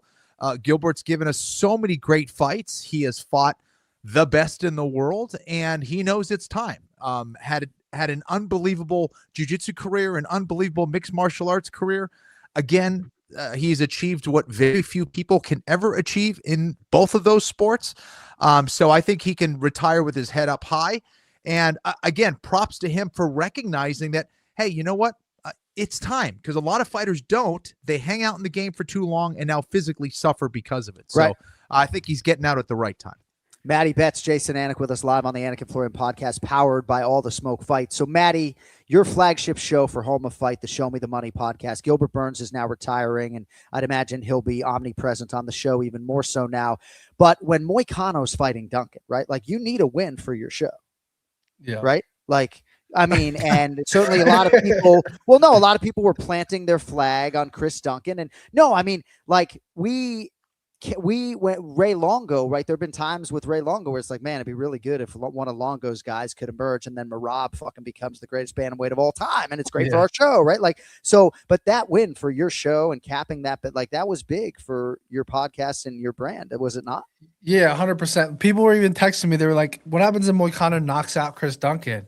I was like, bro, I'm going to be happy for him. I'm going to be happy for him, happy for the show. Right. I was like, I'm not going to win $107,000, but I'm still going to be happy for the guy, you know? So people don't believe that, but you want to believe the comments that I get. I mean, I get these trolls on social media that said that I'm making money betting against Gilbert every fight. The past 5 fights, they're like, I bet on Mike Malott by KO. I was like, I go to Gilbert's fights. I didn't go to this one, but I was like, I went to his Apex card. I was like, I've lost tens of thousands of dollars. I bet Moicano when his fucking shoulder was popped out, and I was the only one who knew about it. I still bet on him against BSD. So like, I'm always gonna bet on my guys, bro. I'm not gonna fade them. I'm not gonna, bet the other side. That's just ridiculous to me. That's loyalty, right? But the loyalty is not gonna have you fly from South Florida to fucking Winnipeg, Manitoba. I couldn't do it. All right, let's get a few picks if we could. By the way, do you do a cycle parlay for every single card? Every card, sometimes 2 per card, usually 1. The problem is you can't do them this early in the week, just because the prop markets aren't really out yet. Maybe in some offshores you get a couple numbers, like on like the Bet Onlines of the world, but you're not going to see them on like DK, FanDuel, Hard Rock, any of the US books. Usually till Wednesday or Thursday. I could try to still give you like what I'm leaning towards, but we'll direct people to your channel. But are these all $3,000 bets, or does the wager change the amount? Say it again. Are they all $3,000? Oh no, yeah. So if it's like if it's a huge long shot, like for example, I hit a one for 2K to win 117. That was like 50 something to 1. Yeah. But if it's like a 15 to 1, I gotta raise the bet. My goal is always to hit 6 figures. Right. So if it's like a 20 to 1 cycle, I gotta put 5+K on it. So I'm always betting to win over 100,000. That's just how I've always done it. So and the cycle parlay might range from like 15 to 1 all the way up to 100 to 1 was this past week, which is probably why every leg missed. But it was 99 to 1 on Gilbert's card. Man, Matty, go ahead. Sorry, go ahead. I was going to ask about something totally different. So if you have something related, John. Well, I have my calculator on my phone out because I'm trying to figure out what the annual commitment would be if I wanted to ride these cycle parlays. I don't necessarily have $100,000 for this initiative right now, Kenny. That's but John, $3,000 was a good average, right? $3,000. You do it about. You got to hit one out every 25 or 30. It's not bad. You go along for the ride, and dude, you're starting to hit them more often. I'm going to ride this weekend. Awesome. The hard part is when people start tailing after a win and they've never tailed before, and then they lose 2.5 months straight, and then they hate me. I'm like, bro, there's nothing I can do. Hey, but for those with smaller bankroll, pay attention to individual legs. I love tailing individual legs. Sure. Yeah. I mean, Jason, how many weeks have I gone 2-1 on the cycle? Exactly. It's been like, oh my God, it's devastating. It's called a psycho parlay for a reason. Matty, I don't know how deep you went down the card. Kenny, no. No, he's making a joke. Is it a cycle? Yeah. So many people think it's the psycho parlay. Oh, okay. The cycle is a reference to baseball where you hit like a batter hits a single, double, triple, home run, and you go around the bases. So that's hilarious. I made it. I was like, yeah, that makes sense. It's the cycle. This guy's a fucking madman. Of course. Truthfully, you can call it either or. Oh gosh, I'm an idiot. I don't know how deep you went down the card, Matty, but did you see the JJ Aldrich fight versus Jamie Lynn Hort?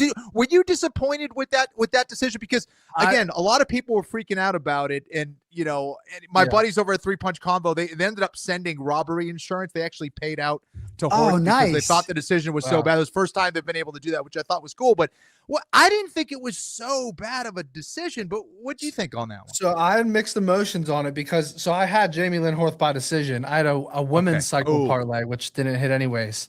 But I had Jamie Lynn Hort by decision as the first leg. And I'm watching this fight, and I'm like, okay, JJ Aldridge landed four to six significant strikes in round one. So I was like, she could not have won round one. Right. Right. So then I watched the live odds throughout every fight. I go in the round two. I'm like, round two was kind of close. I was like, could be 1-1. That's probably 2-0 Jamie. Yep. Then round three was close too. But I'm watching these live odds, and Jamie Lynn Horth is minus 10,000 at the end of round three on Hard Rock. Yeah. I'm watching because I'm in Florida, so I'm watching whatever book is right here with me. I'm on all these different apps, prediction markets everywhere, and I'm watching the live odds. But the width is so bad. It's like plus 2,000 for Aldridge, minus 10,000 for Jamie. But I'm sitting there with my boys, and I'm like, Jamie clearly won that fight in my opinion. But I was like, we've seen crazier shit. I swear to God, I almost bet the JJ Aldridge side at plus 2,000, and I didn't do it.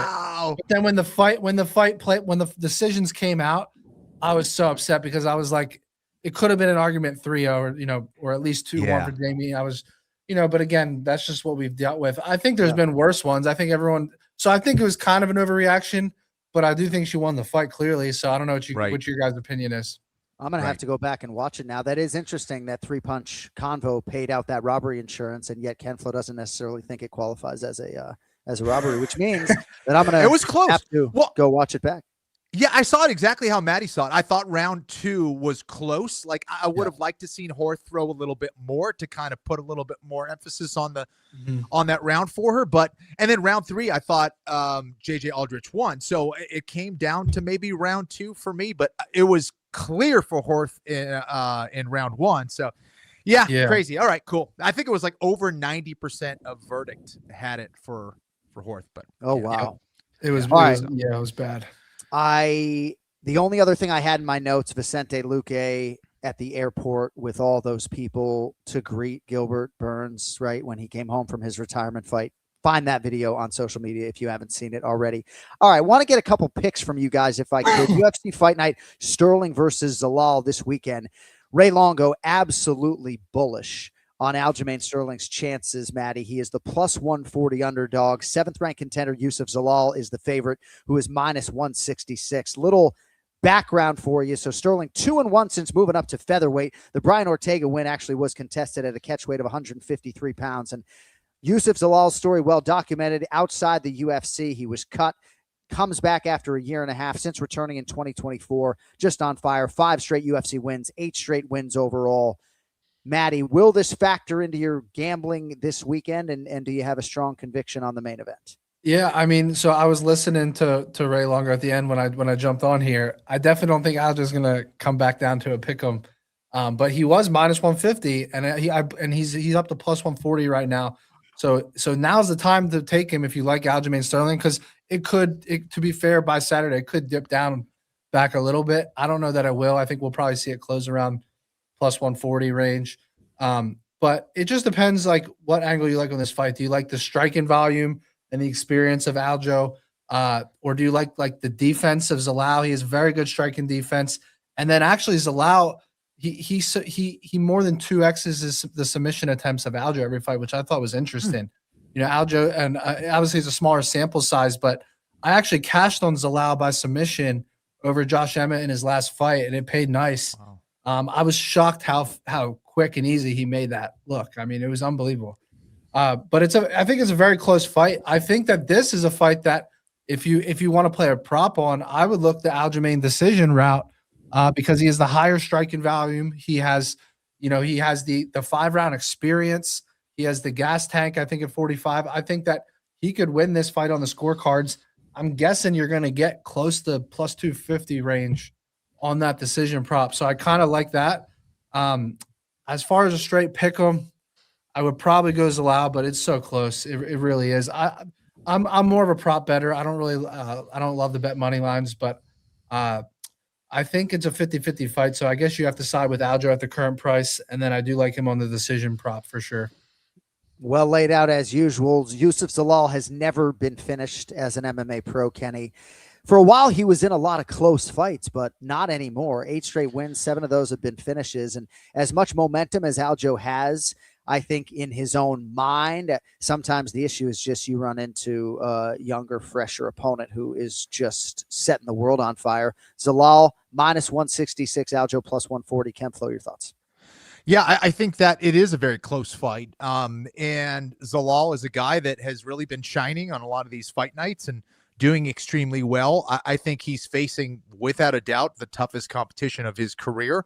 Aljo has a ton of experience, and he's got a style where positionally Aljo does a great job of nullifying a lot of your offense. And he's an awkward guy to fight on the feet as well. And the fact that Ray's talking about Aljo working on his striking leading up to this fight, I think is a good sign. I don't think that should be the primary way that he approaches this fight against Zalal. I think he still should lean on his grappling and his position to get that top position and slow Zalal down, see if he can take it to the later rounds where maybe he can get a submission on Zalal himself. But, you know, as Matty was talking about, you know, Zalal is no slouch on the ground either. He's very capable. He's very dangerous, both on the feet and on the ground. But because it's a close fight and because of the odds, I like Aljo here as well. Jay, both of these guys see some value on the Aljamain Sterling side. I know you need to make a deposit if you're going to be betting on this weekend, but right, you know, Hard Rock Bet doesn't allow me to wager on my cellular telephone. I got to drive to Coconut Creek. But I will say Zalal is 5'10", and I think he really is. And Aljo they are going to look different in terms of their size, but I do feel like Aljo's sort of playing with house money here. He achieved what he did in the bantamweight division. I think we'd all love to see him potentially make a run at 45. I think the winner of this fight is going to make some noise and have a really big fight coming up next. I wouldn't pick against Aljo because I do consider him a friend to some extent, and I like him very much, and I like that plus number by his name.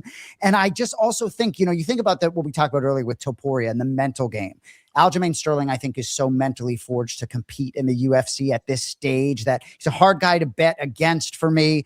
But I think Zalal is a problem, and I tend to go with the younger fighter if forced to choose in these sort of matchups. I want to get some thoughts on the co-main event quickly. Pretty lean fight card. We got Alexander Hernandez and Rafa Garcia fighting in the featured bout. We'll talk to Alexander coming up here in about 5 minutes. But co-main event, Matty, at bantamweight. Shout out to Brian Petrie. Big Norm, third ranked Norma Dumont, minus 205. Number 11, Jocelyn Edwards, plus 170. And we talked about this a little bit earlier, right? But right place, right time. Life is about timing. And for Norma Dumont, the timing of Amanda Nunes's return and Kayla Harrison's neck surgery couldn't be worse for her. She's won 6 in a row. It was going to be Yana Santos this weekend. Instead, it will be the streaking Panamanian Jocelyn Edwards, who has won her last 4. Kenny, start us off on the co-main event. Any strong lean either way?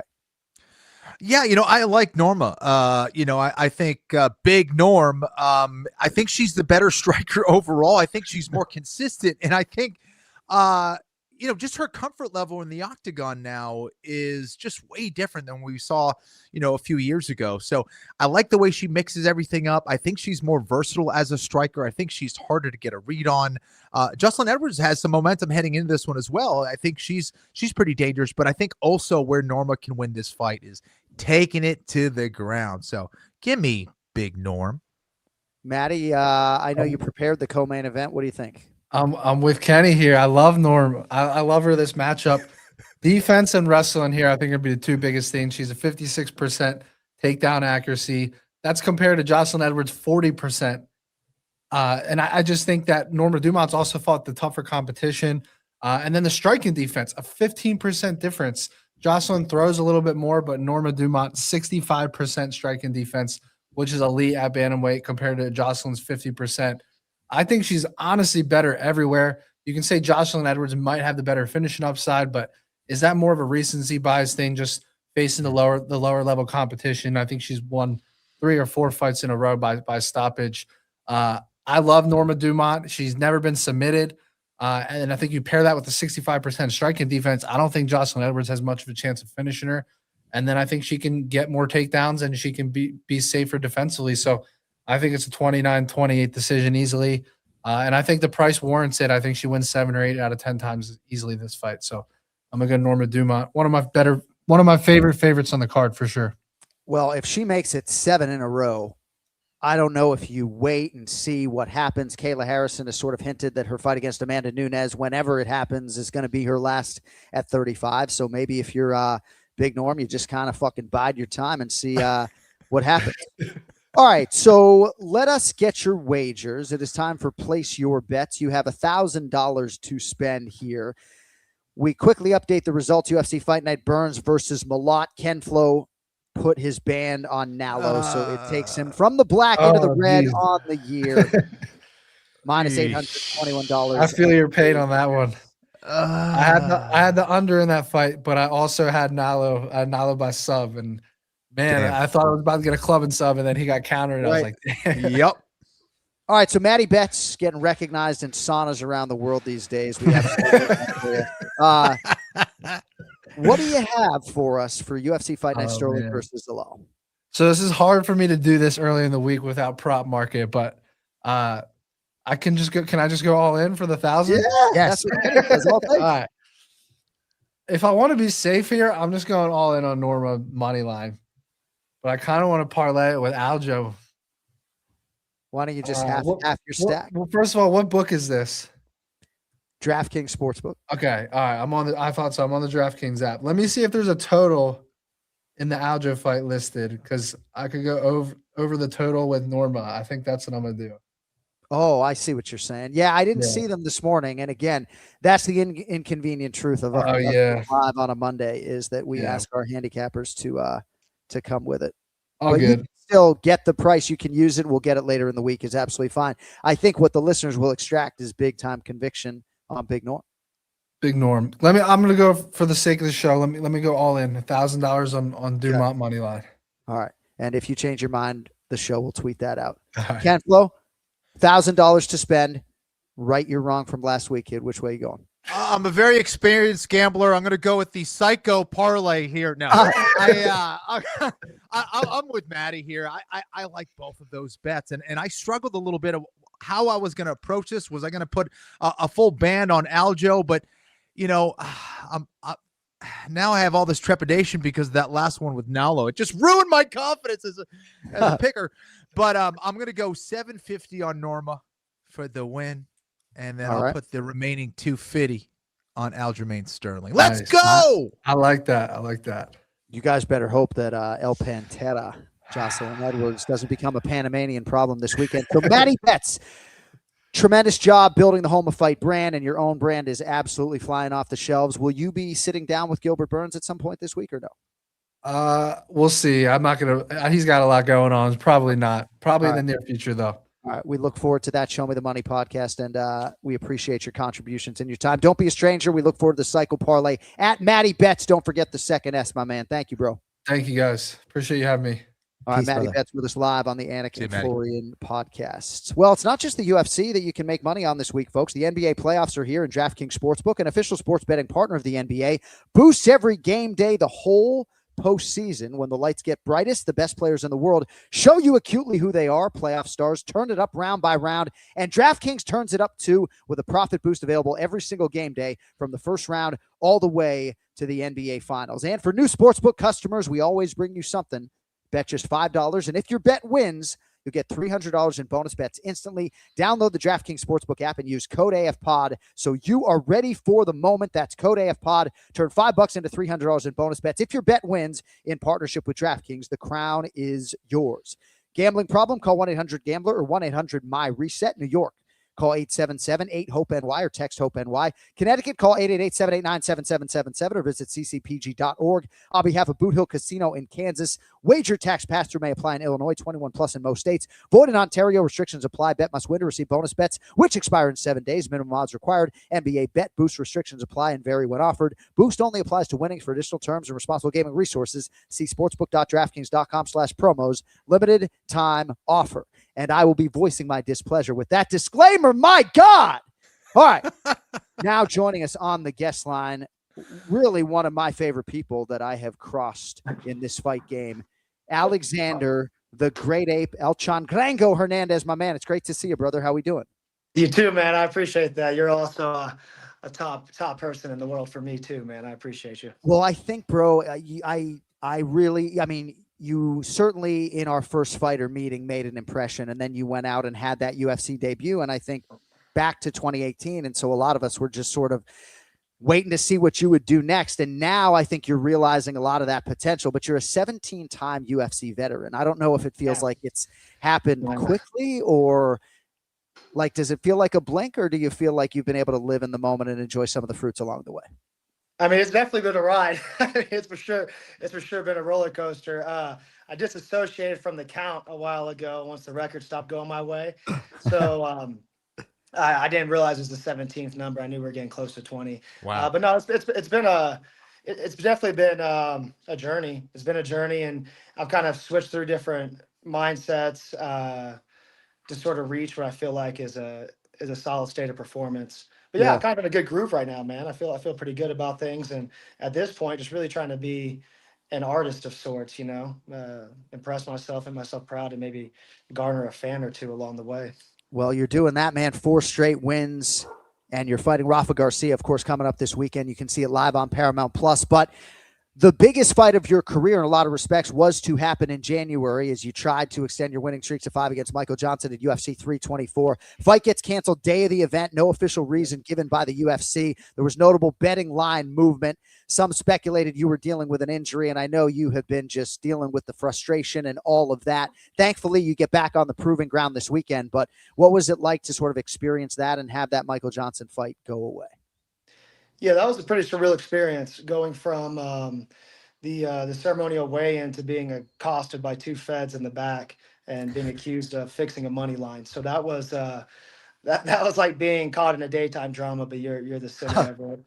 And it was pretty insane, coming off of a large weight cut and no hours of sleep, to be just blundered in a room by 2 feds suited up. So that was that was fucking nuts. That was a nuts experience. And then just the way I was kind of cast aside, I'm definitely working through working through all the logistics with the UFC, and fortunately able to get back into the proving grounds against Rafa. But yeah, man, that was a headache and a half for about 5 weeks, clearing things up with the Fed and just dealing with the UFC and just dealing with everyone. That was honestly a nightmare. It was a crazy situation to be in, and something that I don't think anyone's ever been in. Certainly not someone being falsely accused of something. This is kind of a new territory for all parties involved, and so giving a lot of grace to the UFC and everyone involved. Yeah, that is crazy, man. Alex, you talked a little bit about maybe finding that right mindset and maybe finding that right recipe. What is that mindset that you're talking about? Man, it kind of comes in waves, man. For a while, it's easy, man. It's really easy just beating people up, but combat's a craft. Fighting is an art. And at this state of my career, there's a lot of ways to make money. If I want to make money this way, I'd like to really exude some form of artistry out of myself. I really like to show myself as an artist and impress myself with a performance. And so for a while there, I was really trying to adopt this mindset of, and usefully, I adopted this mindset of just detaching myself from expectations, outcome, anything, materials, just any positive acclamation or anything that could come from the fight, just trying to remove myself from it.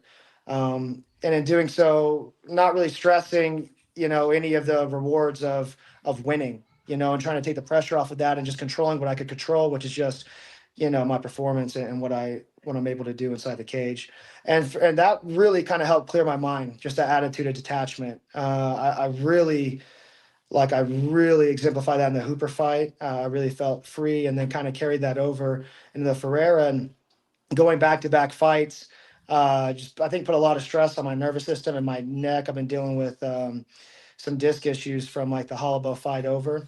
And so I didn't have a left arm in the Ferreira fight. I don't know if you noticed, I was swinging pretty much all right hands the whole fight. And so I was really excited going to the Johnson fight. It was the healthiest I'd ever been. There's all these false rumor milling about me being hurt. I was never injured. I never had any injury. I was actually like in the best form I'd ever been in. And so again, kind of losing that, you had to take a second to reset yourself, because that was like an 8 or 9 week camp.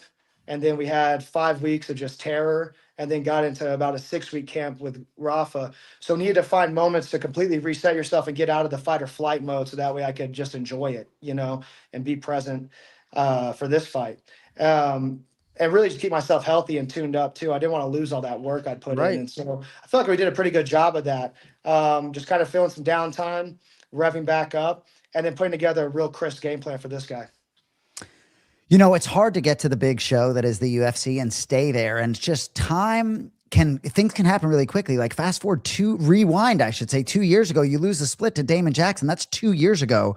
And everything sort of changed in terms of your picture right now with 4 straight wins. And ultimately, I guess I'm curious, back then, 2 years ago, was that a low point, or were you in a good mental space already by that time?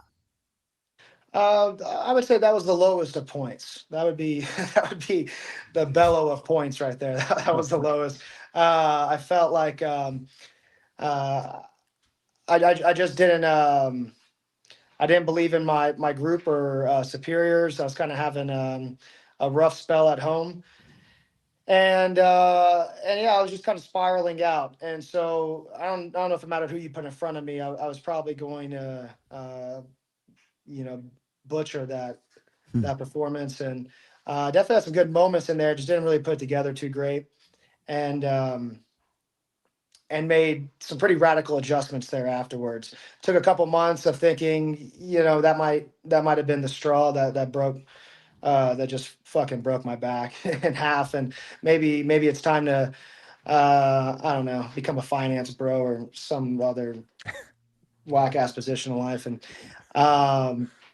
it took a moment, by the grace of the sweet gods, the golden gods of Brazil.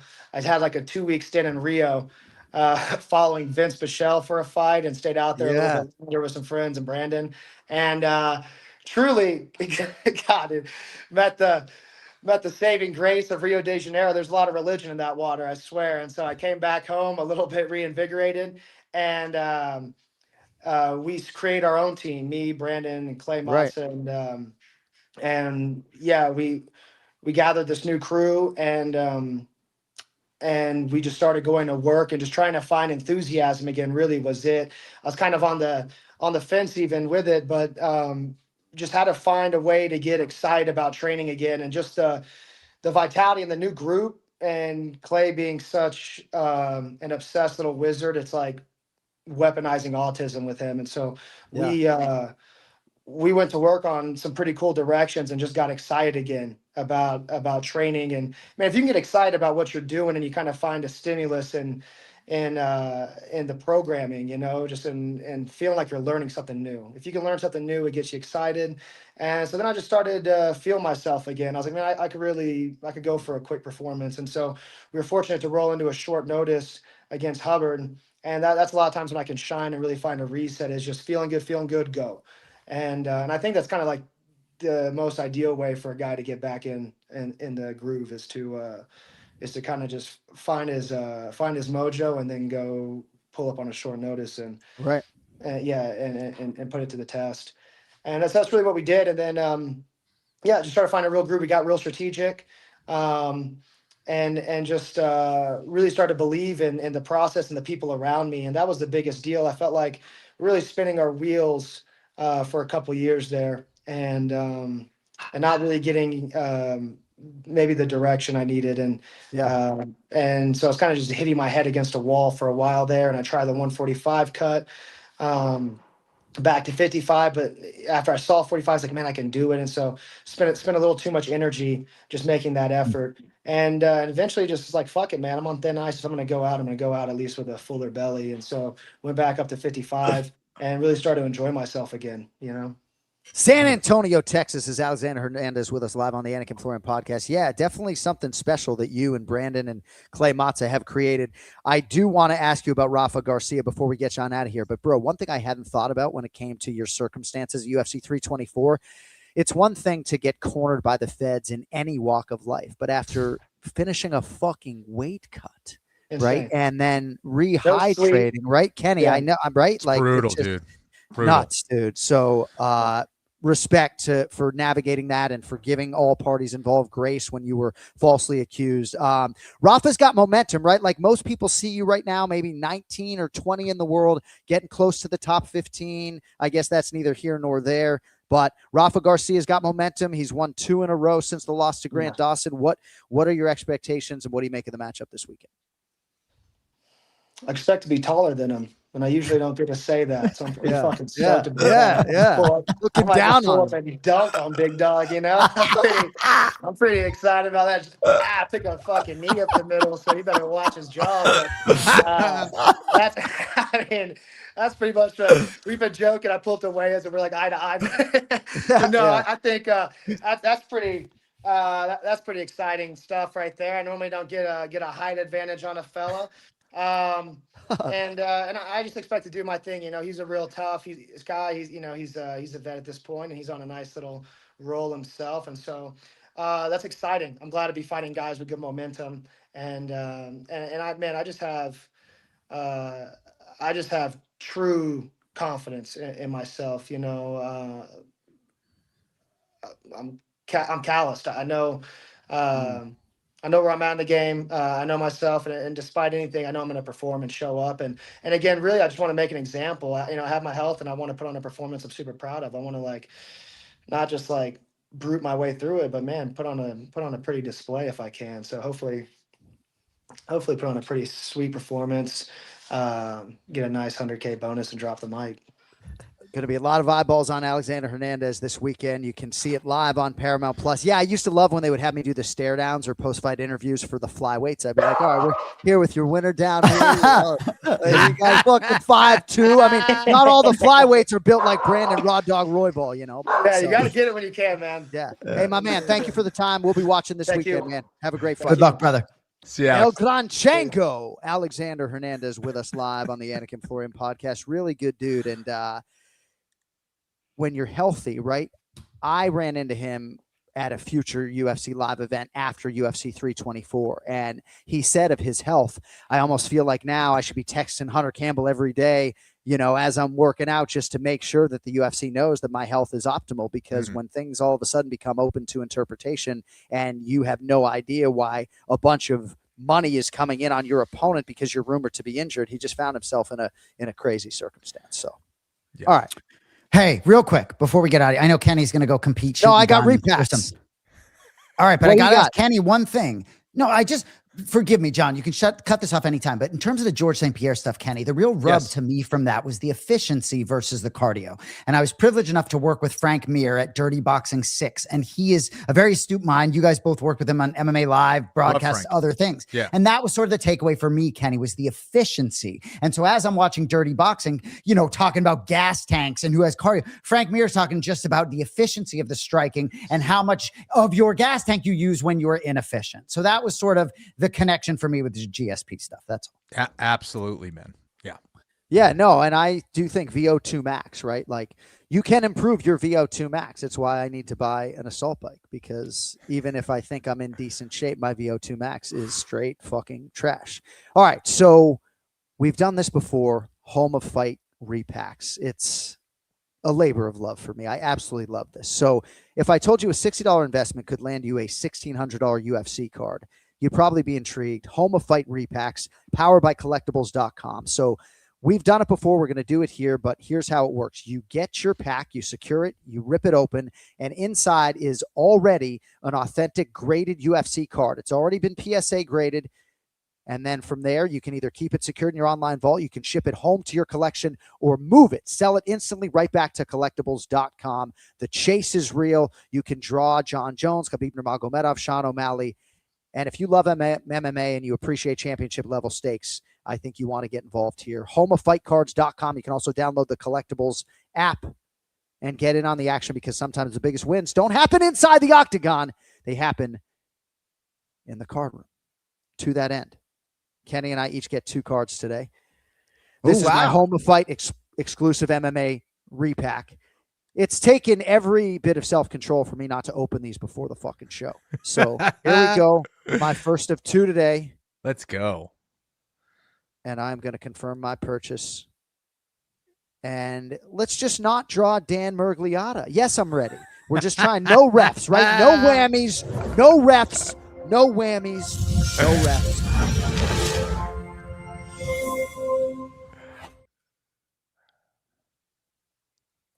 Grant Dawson, PSA 10. Ooh. We like the PSA 10. That's a pretty spectacular Grant Dawson card.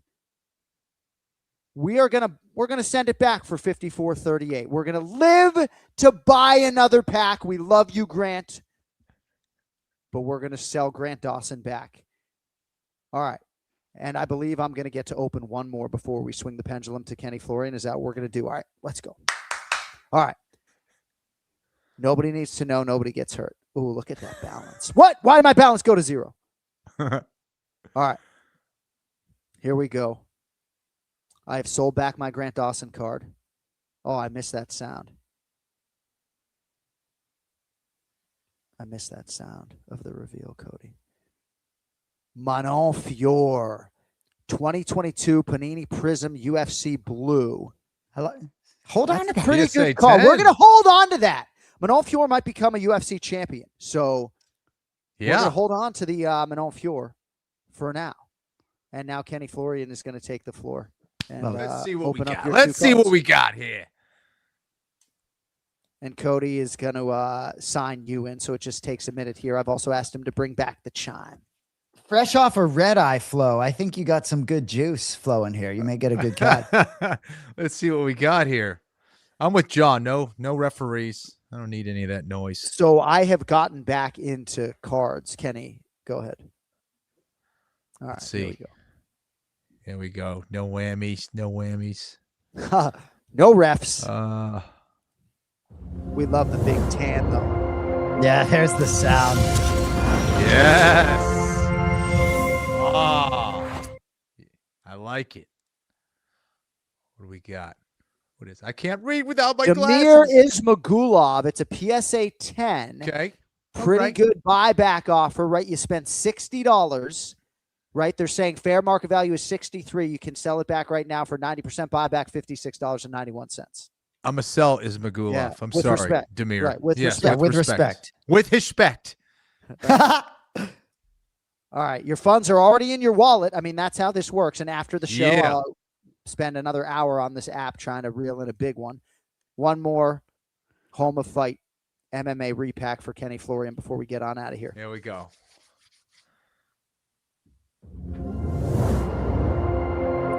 Yeah. Oh, I got 2 of those, John. Yeah, you did. Yeah. That no golden, refs. That golden No tone. Ooh. Who is that? I can't read. Who is Cowboy it? Oh, Cerrone. Cowboy Cerrone. That is a silver prism. PSA 10. The fair market value $84.70. The buyback is $76.23. I think you should hold that, but I'm holding on to From that. your era, Flo, you got to hold on dude. to that. Look at that. It was, I like it was that meant to Cerrone be. cat. It was meant to be. I know the listeners and the viewers have been enjoying this a little bit, and we are going to give away some of our cards to the listeners. So I think that is an important point to make. All right. Thank you to everybody for joining us for the last couple hours or so. Thanks to our guests, Ray Longo, RJ Clifford, Alexander Hernandez, Matty Betts, Jason Anik. We got a big week coming next week. You know why? The fucking nightmare. Carlos Prates is going to Perth, Western Australia to fight Jack Della Maddalena. And we're going to It's a big one next Monday. Any final words, Jay, before we let you go? Are you good? No, I don't want to make you mad. No, I'm not mad. I'm not mad. I'm bad, though. I'm the bad Anik. Thank you all for watching, for listening. We will talk to you guys next Monday. For Cody Merrow, Nate Bronson, Jason Anik, Kenny Florian, I'm Jon Anik. Everybody at All the Smoke Fight. We'll talk to you next Monday. Until then, see you later.